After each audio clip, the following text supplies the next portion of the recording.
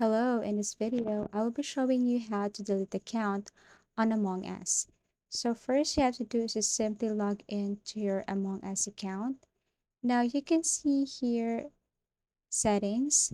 All you have to do is to go to data and actually, if you are using the latest version or if you're using the updated version of Among Us, BlueStack, or your computer, you can see the option here that says delete account. But in my case, I cannot see it. Maybe it's because I'm not using the latest version, or maybe I'm not using the updated version of BlueStack, Among Us, or there's something wrong with my computer. Let's just say compatibility error. But if you can't see that, then all you have to do is to go to the support.innerslot.com and tap the support feedback inbox here.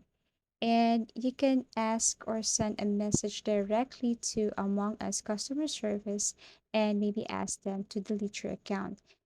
In case you couldn't see delete account option on your settings, in Among Us. Then, after sending a message, you just have to wait for the customer service team to respond to your concern and maybe any instructions on how to delete your Among Us account.